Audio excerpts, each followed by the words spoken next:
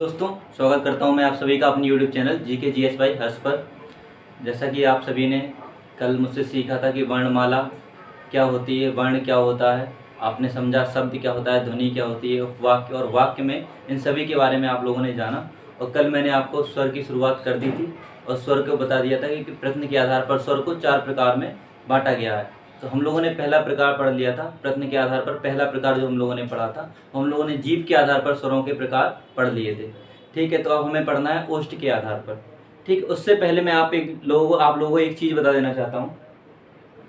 आप लोगों को वैसे पता है, कल मैंने बताया था, लेकिन फिर भी एक डेफिनेशन कभी कभी वर्ण की डायरेक्ट पूछ ली जाती है या डायरेक्ट एक कथन आता है, या आप लोग नोट कर लीजिएगा कि ऐसे आता है, क्वेश्चन ऐसे पूछा जाता है कि वह छोटी से छोटी ध्वनि जिसके टुकड़े नहीं किए जा सकते क्या कहलाती है।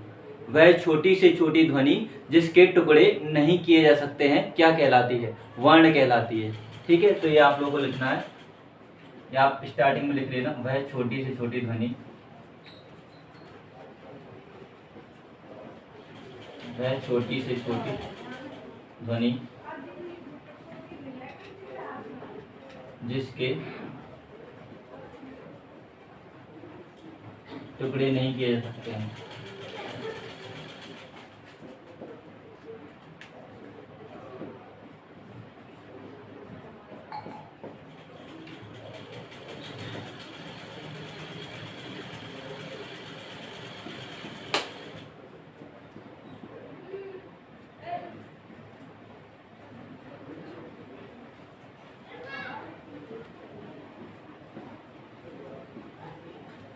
ठीक है, आप लोगों को समझ में आ रहा होगा।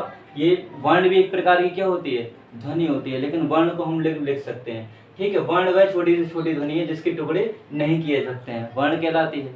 जैसे शब्द के तो आप टुकड़े कर सकते हैं, लेकिन अक्षर के क्या आप टुकड़े कर सकते हैं? नहीं कर सकते। आप अक्षर के या वर्ण के टुकड़े नहीं कर सकते।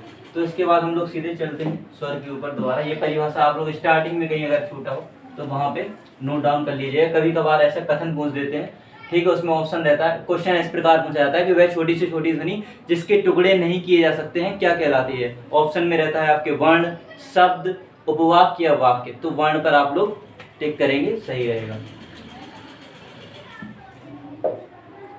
इसके बाद हमें प्रकार पढ़ना था, दूसरा प्रकार। हम लोगों ने कल जीव के आधार पर पढ़ लिए थे, आज हम लोग देखेंगे ओष्ठ के आधार पर स्वर के प्रकार।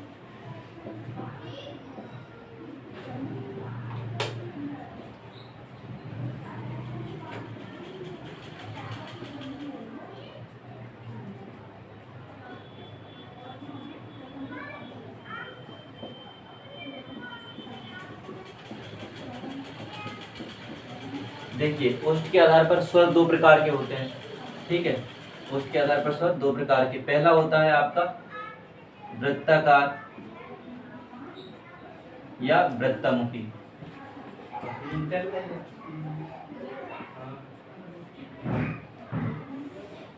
इसी में मैं दूसरा लिखूंगा। दूसरा रहता है आवृत्ताकार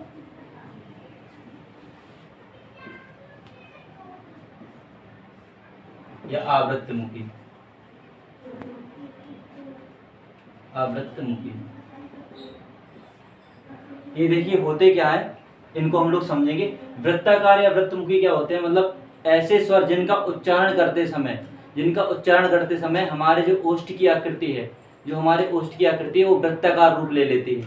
ठीक है, उन्हें हम वृत्तामुखी या वृत्ताकार स्वर कहते हैं। ठीक है, जैसे वृत्त का शेप ले लेगी। जैसे आप लोगों में बोलूं, देखो इनका जो मैं अगर स्वर लिखूंगा तो ये ऊ होता है, बड़ा ऊ होता है, ओ होता है और आओ होता है।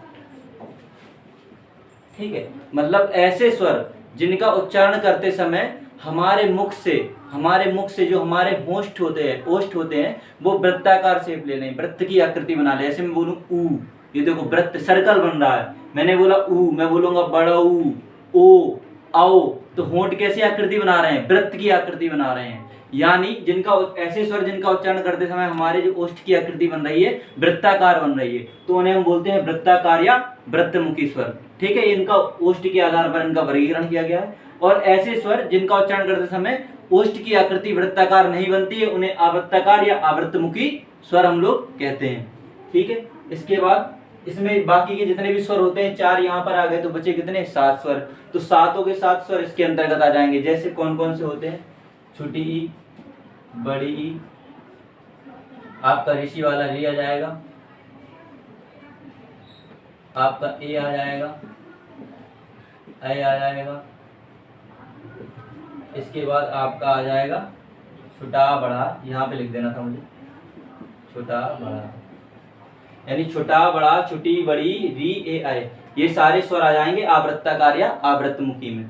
ठीक है, तो एक बार फिर से देखेंगे, ऐसे स्वर जिनका उच्चारण करते समय हमारे ओष्ठ की आकृति वृत्ताकार हो जाती है उन्हें हम वृत्ताकार या वृत्तामुखी स्वर कहते हैं। जैसे आप लोग बोलो ऊ, ये देखो वृत्त बन रहा है, सर्कल, ऊ, बड़ा ऊ, ओ, आओ, तो मतलब ऐसा शेप हो जा रहा है वृत्त की तरह थोड़ा थोड़ा। लेकिन ऐसे स्वर जिनका उच्चारण करते समय हमारे ओष्ठ की आकृति वृत्ताकार नहीं बनती है उन्हें हम आवृत्ताकार या आवृत्तमुखी स्वर कहते हैं। इसमें आ बड़ा नहीं होता, छोटा, आवृत्ताकार या आवृत्तमुखी स्वर कहते हैं। ये आप लोगों को समझ में आ गया होगा। इसके बाद तीसरा आधार जो होता है, मैं ये इरेज कर देता हूं,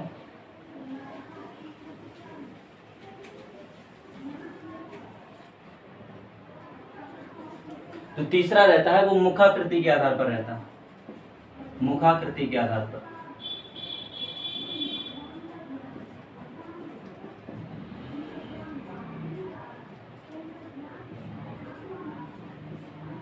मुखाकृति के आधार पर स्वर के प्रकार।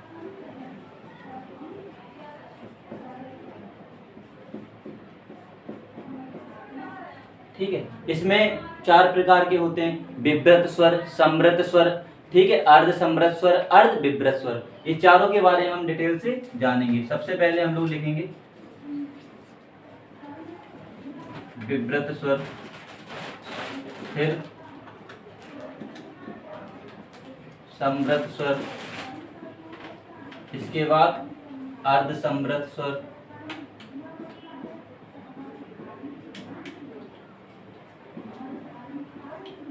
फिर अर्ध विव्रत स्वर,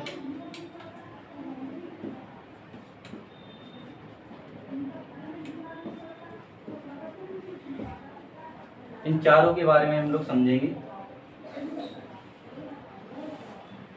सबसे पहले विव्रत स्वर जो होता है, विव्रत स्वर क्या होता है कि जिनका ऐसे स्वर जिनका उच्चारण करते समय हमारे मुख का पूरा भाग खुला रहता है। ठीक है, जिनके उच्चारण करते समय हमारे मुख का पूरा भाग खुला रहता है। जैसे हम लोग बोलेंगे बड़ा, हम लोग बोलते हैं आ, तो पूरा मुख हमारा क्या है, ओपन रह रहा है, खुल रहा है पूरा मुख।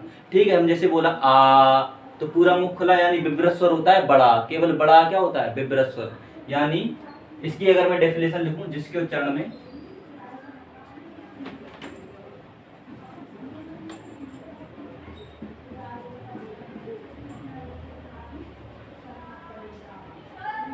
मुख का पूरा भाग खुला रहता है, पूरा भाग खुला रहता है।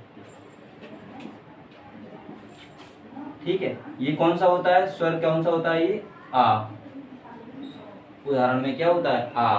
ठीक है, अब समृत स्वर क्या होता है, समृत स्वर मतलब जिनके उच्चारण करते समय मुख बंद रहता है, मतलब लगभग अधिकांश भाग बंद ही रहेगा, 80% भाग आपका मुख का बंद रहता है समृत स्वर का उच्चारण करते समय। जैसे इसमें मैं आपको बताऊंगा समृत स्वर में, जैसे आप लोग बोल सकते हो ई, बड़ी ई, मतलब आपका पूरा मुख नहीं खुलेगा, देखना मेरे बोलते समय, ई, ऊ, यानी ये 4 जो स्वर हैं, छोटी ई, बड़ी ई, छोटा ऊ और बड़ा ऊ।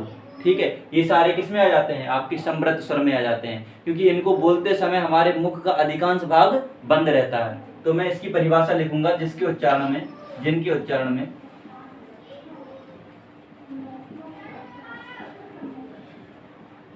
मुख बंद रहता है,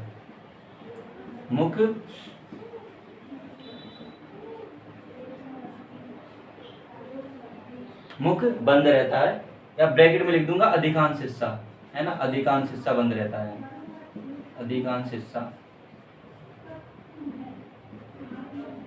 अब ये समृत स्वर होते कौन कौन से स्वर हैं, ठीक है, राइटिंग आप लोग समझ लेना, मैं बोल तो रहा हूं, आप लोगों को समझ में आ रही होगी, जहां तक थोड़ा प्रयास करना। इसमें कौन कौन से स्वर जाते हैं, इसमें आती है आपकी छोटी ई, आपकी बड़ी ई, आपका ऋषि वाला री, ठीक है, आपका आ जाता है इसमें छोटा ऊ और बड़ा ऊ। ये सारे क्या हैं, ये सारे समृद्ध स्वर हैं, ये सारे के सारे क्या हैं, समृद्ध स्वर। इसके बाद होता है अर्ध समृद्ध स्वर।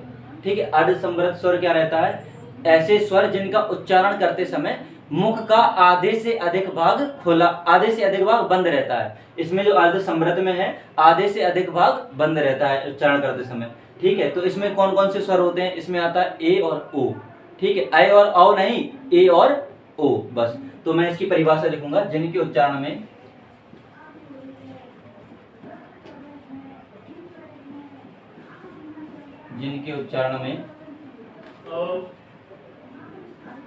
मुख का आधे से अधिक भाग बंद रहता है।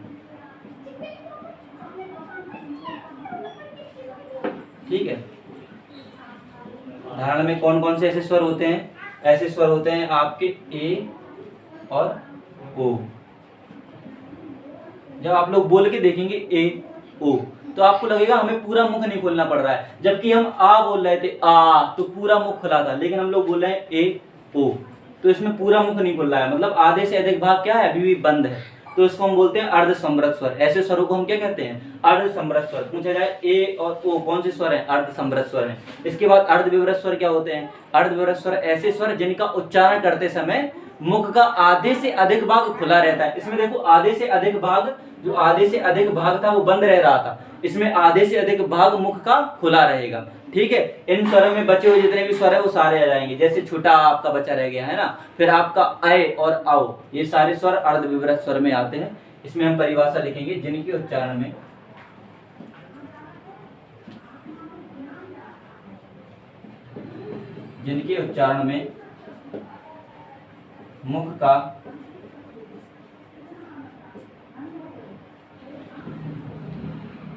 मुख का आधे से अधिक भाग खुला रहता है।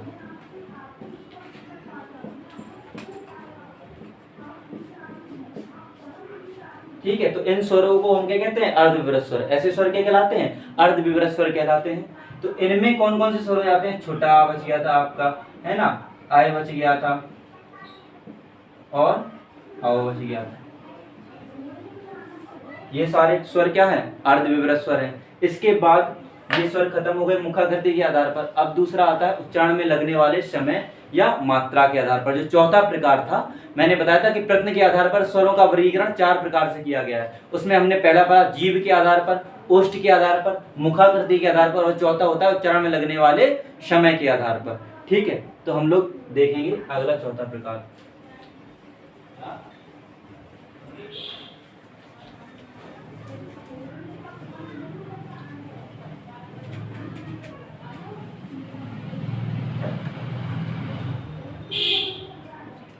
चौथा प्रकार होता है उच्चारण में लगने वाले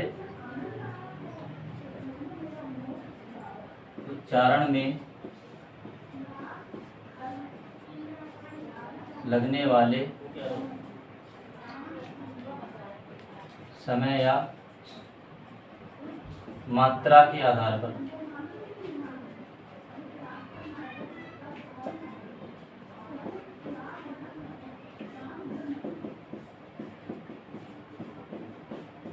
तो सबसे पहले हम लोग मात्रा समझेंगे, आखिरकार मात्रा होती क्या है। क्योंकि मात्रा की परिभाषा तो नहीं पूछते हैं, लेकिन क्वेश्चन इस प्रकार से आता है, पूछा भी गया है। मैं बता दूं आप लोगों को किस प्रकार क्वेश्चन पूछा जाता है। कहते हैं कि किसी स्वर के उच्चारण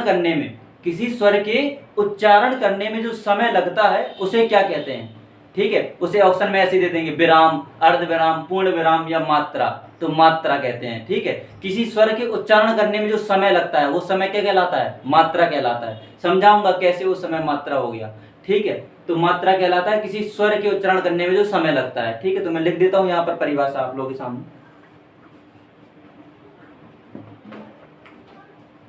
ऐसे आप लोग एक टिप्पणी बनाकर लिख लेना मात्रा की परिभाषा। मात्रा की परिभाषा होगी किसी स्वर के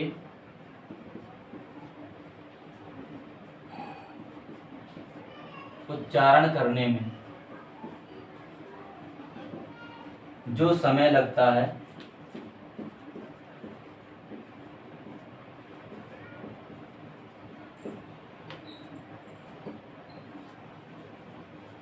उसे हम लोग क्या कहते हैं, मात्रा कहते हैं।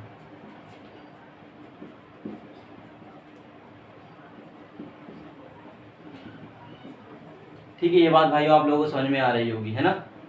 ठीक है, बहुत बढ़िया, समझ रहा है, मेरा एक छात्र समझ रहा है। इसके बाद उच्चारण में लगने वाले समय या मात्रा के आधार पर स्वरों का वर्गीकरण 3 प्रकार से किया गया है। ठीक है, कितने आधार पर बांटा गया है? तीन भागों में बांटा गया है। आप सभी को पता होगा, ये ह्रस्व स्वर होता है, दीर्घ स्वर होता है और प्लुत स्वर होता है। ठीक है, तो ये तीनों के बारे में हम पढ़ेंगे। पहला क्या रहता है आपका? पहला ह्रस्व स्वर के देखो कई सारे नाम है, मैं सारे नाम लिख देता हूं। इसको ही बोलते हैं मूल स्वर, इसको ही बोलते हैं एक मात्रिक स्वर, इसको ही बोलते हैं लघु स्वर और इसको ही बोलते हैं हम लोग ह्रस्व स्वर।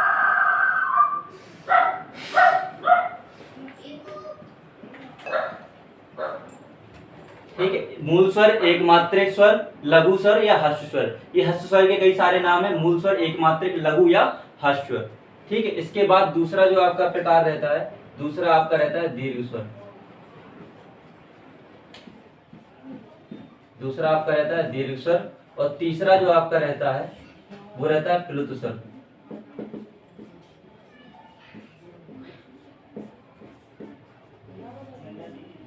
ठीक है, ये तीनों स्वर होते हैं, मूल स्वर यानी ह्रस्व स्वर, फिर दूसरा दीर्घ स्वर और तीसरा प्लुत स्वर। ये 3 स्वरों का हम लोग अध्ययन करते हैं, मतलब मात्रा के आधार पर। ठीक है, पूछा जाए मात्रा के आधार पर स्वर कितने प्रकार के? 3 प्रकार के। अब पूछा जाए उच्चारण में जो समय लगता है उसके आधार पर स्वर कितने प्रकार के? 3 प्रकार के। तो मूल स्वर के बारे में पहले जानेंगे, यानी ह्रस्व स्वर क्या होता है। तो ऐसे स्वर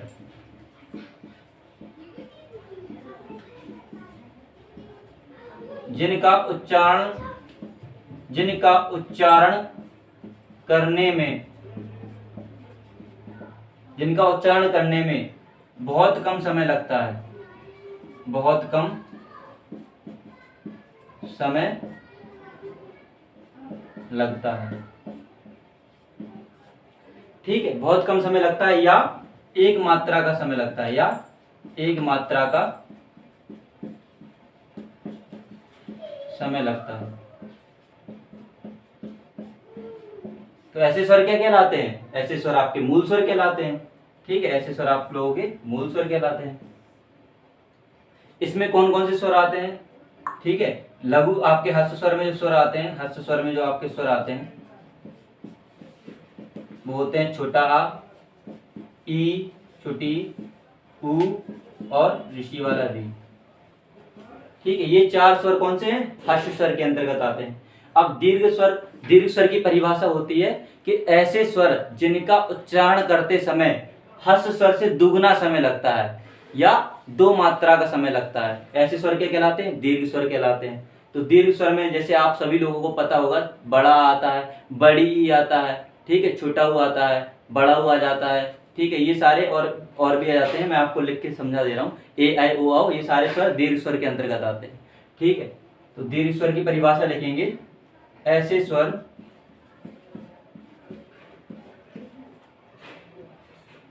जिनका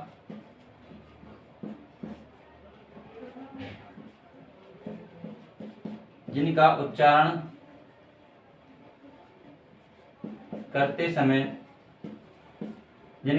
करते समय ह्रस्व स्वर से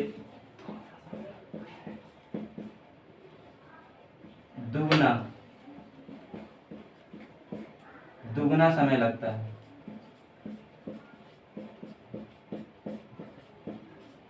दुगना या 2 मात्रा का। ठीक है, ऐसे स्वर जिनका उच्चारण करते समय ह्रस्व स्वर से दुगना समय लगता है, ऐसे स्वर क्या कहलाते हैं? दीर्घ स्वर कहलाते हैं। जैसे दीर्घ स्वरों के अंतर्गत कौन कौन से स्वर आ जाएंगे? इसके अलावा सारे, जैसे बड़ा आ, बड़ी ई, ठीक है, आपका छोटा ऊ, तो बड़ा ऊ आपका हो जाता है। फिर इसके बाद आपका हो जाता है ए, आए, ओ और आओ। ये सारे आपके क्या हैं? ये सारे के सारे आपके दीर्घ स्वर हैं। इसके बाद होता है प्लुत स्वर। इसका प्रयोग हम लोग हिंदी व्याकरण में नहीं मिलता है, देखने को हमें संस्कृत में मिलता है। अच्छा, लेकिन इसका अर्थ पूछ लिया जाता है, इसकी परिभाषा कभी कभी परीक्षा में पूछ ली जाती। तो क्या रहता है प्लुत का अर्थ? क्या रहता है प्लुत? इसका अर्थ जो रहता है प्लुत का मतलब रहता है उछलना, उछलना। अर्थात प्लुत स्वर मतलब अर्थात उछला हुआ स्वर, अर्थात उछला हुआ स्वर, उछला हुआ स्वर। कहने का मतलब अगर मैं इसकी परिभाषा पर जाए प्लुत स्वर की, तो ऐसे स्वर जिनका उच्चारण करते समय हस्त स्वर से 3 गुना समय लगता है, 3 गुना अधिक समय लगता है, या 3 मात्रा का समय लगता है। ठीक है, तो ऐसे स्वर क्या कहलाते हैं? प्लुत स्वर कहलाते हैं। इनका प्रयोग संस्कृत में किया जाता है। ठीक है, वैदिक संस्कृत में इनका प्रयोग किया जाता था, और प्लुत स्वर का जो प्रयोग किया जाता था नाटकों में भी प्रयोग किया जाता था प्लुत स्वर का। अभी हिंदी व्याकरण में प्लुत स्वर का हम लोग प्रयोग नहीं करते हैं, ना ही ज्यादा देखने को मिलता है हम लोगों को। तो हम लोग जानेंगे प्लुत स्वर के बारे में। तो हम इसकी परिभाषा लिखेंगे, ऐसे स्वर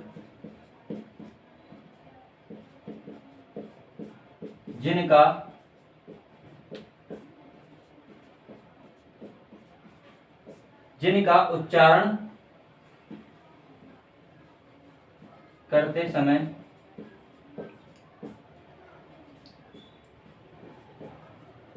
ह्रस्व स्वर से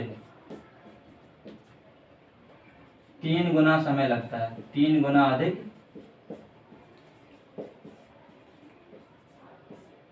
समय लगता है। ठीक है, एग्जाम्पल में हम लोग देखेंगे इसके उदाहरण में। तो जैसे आप लोगों ने एक सबसे पॉपुलर उदाहरण इसका देखा होगा, ओम। हम लोग ओम बोलते हैं ना, ओम। तो इसमें 3 मात्रा चढ़ी रहती, 3 मात्राएं होती हैं इसमें। देखो ओम में, ओम में, है ना। ऐसे ही हम लोग लिख सकते हैं राम, राम, इस प्रकार से। ठीक है, तो ये क्या है? प्लुत स्वर है। प्लुत स्वर के बारे में मुझे नहीं लिख रखा है यहाँ पर। ठीक है, मैं इसको इरेज करके उदाहरण ऊपर लिख दे रहा हूँ। आप लोगों को दिख नहीं रहा होगा, थोड़ा नीचे आ गया है, मैं ऊपर लिख दे रहा हूँ। इसको इरेज कर दे रहा हूँ, आप लोग इसकी परिभाषा लिख लीजिएगा।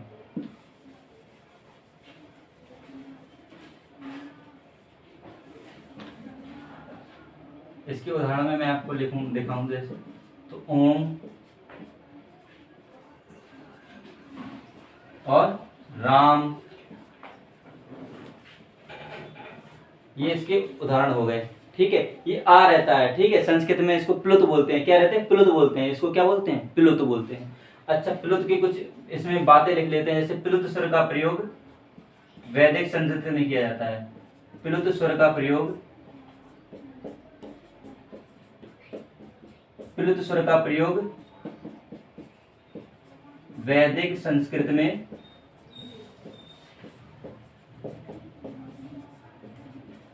किया जाता है। दूसरा, प्लुत स्वर का प्रयोग नाटकों में भी किया जाता है। ठीक है, नाटकों में भी किया जाता है। आप लोग लिख लेना पूरा। ठीक है, नाटकों में भी। यहाँ पर आपके स्वरों का वर्गीकरण समाप्त हो गया है प्रत्न के आधार पर। यानी प्रत्न के आधार पर आपने चारों प्रकार के स्वर पढ़े। आपने पढ़ा सबसे पहले जीव के आधार पर। ठीक है, फिर आपने जीव के आधार में पढ़ा था अग्रस्वर, मध्य स्वर और पश्च स्वर। इसके बाद आपने पढ़ा ओष्ठ के आधार पर। ओष्ठ के आधार पर 2 प्रकार के स्वर थे, वृत्ताकार और अवृत्ताकार। फिर इसके बाद आपने पढ़ा मुखाकृति के आधार पर। मुखाकृति के आधार पर 4 प्रकार के थे, विव्रत स्वर, संवृत स्वर, अर्ध संवृत, अर्ध विव्रत स्वर। इसके बाद सबसे लास्ट में पढ़ा आपने उच्चारण में लगने वाले समय या मात्रा के आधार पर स्वरों के प्रकार। वो थे 3 प्रकार के, ह्रस्व स्वर, दीर्घ स्वर और प्लुत स्वर। इन तीनों के बारे में आप लोगों ने जान लिया। अब हम लोग पढ़ेंगे उत्पत्ति या संरचना के आधार पर स्वरों का। तो जैसे कि दोस्तों हम लोगों ने पढ़ लिए थे 3 स्वर, अभी तक हम लोगों ने पढ़ लिए थे। आप सभी को पता है कि हम लोगों ने ह्रस्व स्वर, दीर्घ स्वर और प्लुत स्वर पढ़ लिए थे हम लोगों ने। ठीक है, और ये पढ़े थे हम लोगों ने उच्चारण में लगने वाले समय के आधार पर या मात्रा के आधार पर। तो प्रत्न के आधार पर चारों प्रकारों के स्वरों का वर्गीकरण पढ़ लिया हम लोगों ने। अब हम लोग पढ़ रहे हैं उत्पत्ति या संरचना के आधार पर स्वरों का वर्गीकरण। तो उत्पत्ति या संरचना के आधार पर स्वर 2 प्रकार के होते हैं, मूल स्वर और संधि स्वर। ठीक है, तो मूल स्वर ऐसे स्वर होते हैं जिन स्वरों का निर्माण दो स्वरों के मेल से नहीं होता है। ठीक है, ये मूल स्वर होते हैं, इनका निर्माण के लिए किसी भी अन्य स्वरों की आवश्यकता नहीं होती है, जैसे छुटा, छुटी, छुटऊ, री। तो जो ये स्वर हैं ये मूल स्वर हैं, क्योंकि इनका निर्माण किसी भी अन्य स्वर के मिलने से नहीं हुआ है, तो इन्हें हम लोग मूल स्वर कहते हैं, है ना। लेकिन संधि स्वर जो होते हैं, संधि स्वर जिन स्वरों का निर्माण दो स्वरों के मेल से होता है, यानी ये ऐसे स्वर हैं जिन स्वरों का निर्माण दो स्वरों के मेल से होता है, संधि स्वर कहलाते हैं। जैसे बड़ा आ, बड़ी ई, बड़ा उ, ए, आए, ओ, औ, ये सारे स्वर कैसे हैं? संधि स्वर हैं। अब संधि स्वरों को भी दोस्तों दो भागों में विभाजित किया गया है, एक तो होते हैं सजातीय स्वर, एक हो जाते हैं विजातीय स्वर। तो सजातीय स्वर ऐसे स्वर होते हैं जिनका निर्माण दो समान स्वरों के मेल से होता है, जैसे बड़ा आ, बड़ी ई और बड़ा उ, ये सारे कैसे हैं? सजातीय स्वर हैं। एग्जाम्पल बताऊंगा कैसे, आप सभी को पता लग जाएगा। ठीक है, विजातीय स्वर क्या होते हैं? ऐसे स्वर जिनका निर्माण दो असमान स्वरों के मेल से होता है, मतलब इसमें दो अलग अलग स्वर जुड़ के एक नया स्वर बना देंगे, लेकिन इसमें दो एक समान स्वर मिलकर एक नया स्वर बनाएंगे। जैसे मैं कहूं, जैसे बड़ा का निर्माण कैसे होता है? जैसे बड़ा कैसे बनता है आप सभी को पता है, बेसिक है, छोटा आ प्लस छोटा आ करके, छोटा आ प्लस छोटा करके क्या बन रहा है? बड़ा बन रहा है। फिर इसके बाद आपकी बड़ी ई, आपकी जो बड़ी बनती है छोटी ई प्लस छोटी ई। ठीक है, आपका जो बड़ा ऊ बनता है वो ऊ प्लस ऊ से बनता है। समझ में आ रहा होगा आप लोगों को। देखो दोनों के दोनों स्वर कैसे हैं? समान, और समान स्वर मिलकर एक नया स्वर बना रहे हैं, तो ऐसे स्वरों को हम सजातीय स्वर कहते हैं। आ प्लस आ बड़ा आ, ई प्लस ई बड़ी ई, ऊ प्लस ऊ बड़ा ऊ। समझ में आ रहा होगा। इसी प्रकार विजातीय स्वर दो असमान स्वरों के मेल से बनेंगे, जैसे जो ए बनता है आपका, जो ए बनता है वो बनता है आपका आ प्लस ई से। ठीक है, लेकिन जो आपका ए बनता है, जो ए बनता है वो बनता है आ प्लस ए से। ठीक है, आ प्लस ए से। और इसके बाद जो ओ होता है आपका, इसके बाद मैं यहां पे लिख दे रहा हूं, जो ओ होता है वो बनता है आ प्लस ऊ से, लेकिन जो औ होता है वो बनता है आ प्लस ओ से। अच्छा, जब संधियां पढ़ाऊंगा तब ये चीज बहुत अच्छे से समझाऊंगा, अभी मैं आपको वर्णमाला पढ़ा रहा हूं, मतलब बता भी दूंगा कैसे बनता है। जैसे आप लोग खुद उच्चारण आई बोलो, आई बोलोगे तो ए निकलेगा, है ना, आई। तो ए मतलब आ और ई के मिलने से कौन सा नया स्वर बन रहा है? ए बन रहा है। ठीक है, तो देखो आप लोग देखोगे कि दोनों स्वर अलग अलग हैं और दो असमान स्वर हैं। दो असमान स्वर जब मिल रहे हैं तो क्या बन गया? एक नया स्वर बन गया, जैसे हम लोगों ने बोला विजातीय स्वर। तो ये होते हैं चार आपके, ए, आई और ओ और औ। यहाँ पर आपके स्वर खत्म हो गए। अब मैं स्वरों, जो स्वर होते हैं स्वरों का मैं आपको उच्चारण स्थान बता दे रहा हूं कहां से होता है। ठीक है, ये आप लोग देखना।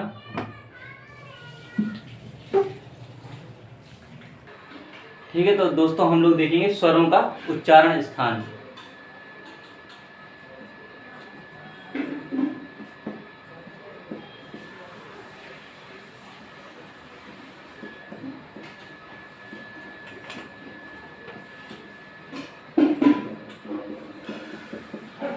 स्वरों का उच्चारण स्थान हम लोग देखेंगे। मैं आपको पहले सारे पार्ट बता देता हूं मुख के, कि सारे पार्ट मतलब किन किन भागों से स्वर का उच्चारण होता है या व्यंजनों का भी होता है। अभी हम लोग स्वर देख रहे हैं तो स्वर के बारे में जानेंगे। जैसे अपना कंठ होता है, कंठ गला, गले से जो ध्वनियां निकलती हैं वो कंठ ध्वनियां कहलाती हैं। ठीक है, कंठ के बाद अपनी होती है जीवा, तो जीवा से निकलती है। ठीक है, फिर आपका होता है तालु, मतलब तालु, जो जीभ नीचे वाला हिस्सा होता है वो तालु कहलाता है। ये हिस्सा तालु कहलाता है। जीभ का निचला हिस्सा क्या कहलाता है? तालु कहलाता है। तालु आप लोग जानते होंगे, तालव्य बोलते हैं। ठीक है, एक रहता है आपका कंठ, एक रहता है आपका तालु। ओष्ठ तो आप लोग होंठ यानी सभी जानते हो, हम लोग शुद्ध बोलेंगे अगर तत्सम यूज करेंगे तो क्या बोलते हैं? उसको ओष्ठ बोलते हैं। कंठ, तालु, ओष्ठ। आपका रहता है दंत्य, दांत यानी, है ना, दांतों में जब जीभ टच होती है तो उसे बोलते हैं दंत्य। इसके बाद आपका कंठ हो गया, तालु होगा, ओष्ठ हो गया, दंत हो गया। फिर आपका जो रहता है मूर्धा या मूर्धन्य। ठीक है, तो मूर्धा क्या होती है? जब जीभ आपकी ऊपर जाती है ना, ये यहाँ पर ऊपर टकराती है, ऊपर टकराती है, उसे मूर्धा बोलते हैं। ठीक है। तो यहाँ पर जहां जहां जीभ टच होगी, अगर जीभ दांतों में टच हो रही है तो उस स्वर का उच्चारण दांत से हो रहा होगा। अगर जीभ मूर्धा में टच हो रही है ऊपर, तो उस स्वर का उच्चारण मूर्धा से होगा। अगर हम लोगों के ओंठ, जो ओंठ है, ओंठ आपस में टच होके जो स्वर या जो वर्ण निकल रहा है, तो उसका उच्चारण स्थान ओष्ठ से होगा। और हमारी जीभ जो तालू में लग रही है, नीचे लग रही है ना, यहाँ पर दांतों के नीचे, दांतों में नहीं नीचे लग रही है, तो उसे हम लोग बोलते हैं तालु या तालव्य। और अगर कंठ, तो गले से हो रहा होगा उच्चारण स्थान, तो वो क्या होगा, कंठ होगा, आपका गला होगा। तो हम लोग देखेंगे सभी स्वरों का उच्चारण स्थान। जैसे पहला है आ और बड़ा आ, ठीक है। इनका उच्चारण स्थान कहां से होता है, कंठ से होता है। आप लोग बोलिए आ। कहां से ध्वनि निकल रही है, कंठ से ध्वनि निकल रही है, गले से निकल रही है, यानी इनका उच्चारण स्थान क्या है, कंठ है। फिर आपका आता है स्वर छुटी बड़ी, छुटी बड़ी, ई और ई, यानी जीभ कहाँ रह रही है, नीचे ही रह रही है, ना तो दांतों में टच कर रही है पूरी तरह से, ना ऊपर जा रही है। बोली जाए छुटी ई, तो जीभ देखो यहाँ पर लगेगी, ये जीभ नीचे, दांतों के नीचे लगेगी, यानी इसका स्थान क्या हो गया, तालु, यानी तालु में छुट रही है, तो इसका स्थान हो गया तालु या तालव्य। एक ही बात है, तालु या तालव्य। फिर इसके बाद आता है आपका छुटाऊ और बड़ाऊ, ठीक है। इनका उसका उच्चारण स्थान होता है ओष्ठ से, ऊ, तो ओठ से हो रहा है इसका, है ना, ओठ से हो रहा है, तो ओष्ठ से होता है इसका, ठीक है। आपकी ऋषि वाली री बोलोगे ना, री, तो देखोगे आप कि री में ऊपर जा रही है हमारी जीभ, कहाँ जा रही है, ऊपर, यानी मूर्धा को टच कर रही है। ऋषि वाले में ऊपर टच कर रही है, यानी री का उच्चारण स्थान क्या है, मूर्धा है। जीभ कहाँ जा रही है, देखो री बोलो, ऋषि वाला री। आप सभी लोग बोलने का प्रयास करिएगा और देखना, क्योंकि इन्हें रटने की आवश्यकता नहीं है। आप लोग बोलोगे तो आप लोगों को याद रहेगा कि कहाँ से उच्चारण हो रहा है। री, तो जीभ ऊपर जाएगी, हल्की सी कोमल तरीके से टच करेगी, प्यार से टच करेगी, है ना, होले होले, री। तो जीभ कहाँ ऊपर टच किया, यानी इसका स्थान हुआ मूर्धा, री का स्थान, उच्चारण स्थान हुआ मूर्धा, ठीक है। इसके बाद आपका होता है ए और आय, ठीक है। इसका उच्चारण स्थान मुख के दो भागों से होता है, एक तो आपका कंठ प्लस तालु, कंठ और तालु से होता है ए और आय का उच्चारण स्थान, यानी जब हम इनको मिक्स कर देंगे तो हो जाता है कंठ तालव्य, कंठ तालव्य। मतलब कंठ और तालु दोनों हिस्से काम करते हैं मुख के ए और अय बोलने में। मैं बोल रहा हूँ ए, जीभ भी नीचे रह रही है और गले से भी साउंड निकल रही है। मैं बोल रहा हूँ अय, जीभ भी नीचे रह रही है, तालु में टच कर रही है और मुख से भी ध्वनि निकल रही है, तो इसका उच्चारण स्थान कहाँ हो गया, कंठ तालव्य से हो गया। फिर इसके बाद रहता है ओ और आओ, ठीक है। ओ और आओ जो रहता है, इसका स्थान भी दो जगह से होता है उच्चारण स्थान इसका, कंठ प्लस ओष्ठ,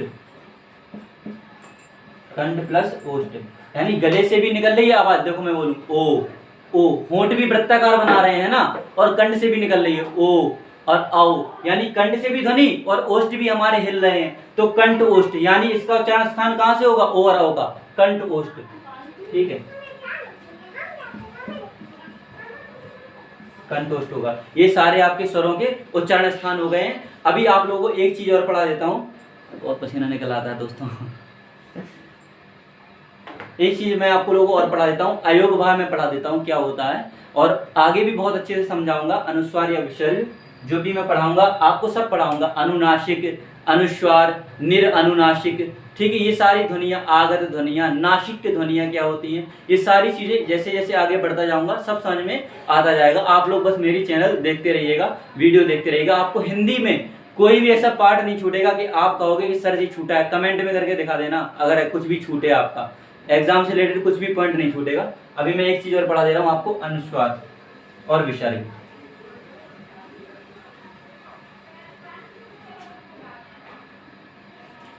ठीक है। तो अनुस्वार जो रहता है, अंग को हम लोग क्या बोलते हैं, अनुस्वार बोलते हैं। अनुस्वार क्या रहता है, अनुस्वार रहता है अंग, इसको हम लोग क्या बोलते हैं, अनुस्वार बोलते हैं। अंग को हम लोग क्या बोलते हैं, अनुस्वार बोलते हैं। यानी अनुस्वार की अगर परिभाषा बताएं तो हम लोग कहेंगे ऐसे वर्ण जिसका उच्चारण करते समय नाक से अधिक बाहर, जो श्वास है नाक से हवा बाहर निकलती है। ऐसा स्वर जिसका उच्चारण करते समय नाक से श्वास बाहर निकलती है या हवा बाहर निकलती है। ठीक है, जैसे हम लोग बोलेंगे अंग, तो नाक से ध्वनि और श्वास दोनों बाहर निकल रही है ना, तो अनुस्वार क्या होता है? अंग होता है। ऐसा, मैं इसकी अगर डेफिनेशन लिखूं, ऐसा स्वर, ये स्वर नहीं होता है एक्चुअली, ठीक है, वर्ण बोलेंगे इसको। ऐसा वर्ण जिसका उच्चारण करने पर नाक से अधिक श्वास बाहर निकलती है।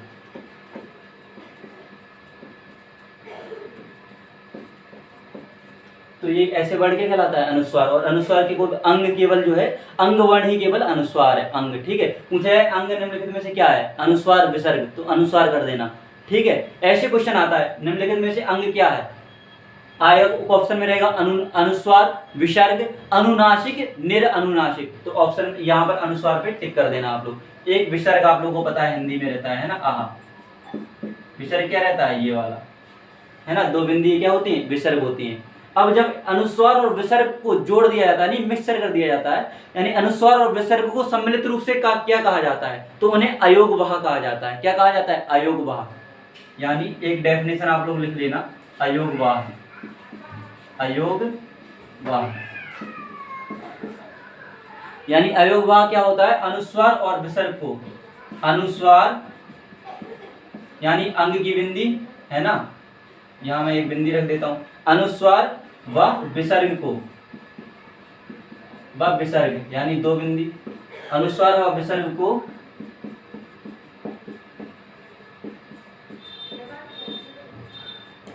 सम्मिलित रूप से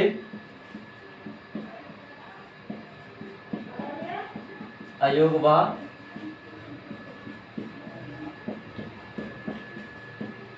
कहा जाता है।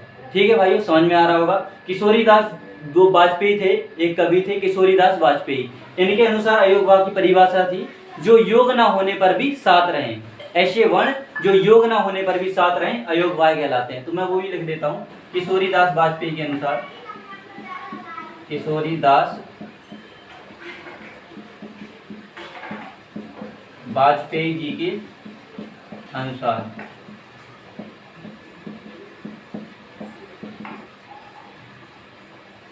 ऐसे वर्ण जो योग ना होने पर भी साथ रहें। ऐसे वर्ण जो योग ना होने पर भी साथ रहें क्या कहलाते हैं? अयोगवाह। देखो लिखा ही है अयोगवाह, मतलब योग नहीं हो रहा है। ठीक है, और क्वेश्चन आएगा अगर कोई आपसे सवाल करता है कि अयोगवाह जो आपके स्वर होते हैं या व्यंजन, ना तो ये स्वर होते हैं और ना ही व्यंजन होते हैं। याद रखना, अंग और आ ना ही ये स्वर में आते हैं और ना ही आपके व्यंजन में आते हैं, इसलिए तो उनको क्या बोला जाता है? अयोगवाह बोला जाता है।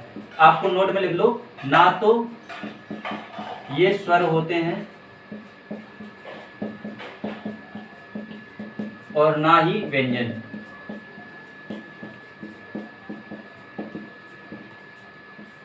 ठीक है, आज के लिए दोस्तों इतना ही। जय हिंद, मिलते हैं कल आगे वर्णमाला के बारे में अध्ययन करेंगे हम लोग। जय हिंद।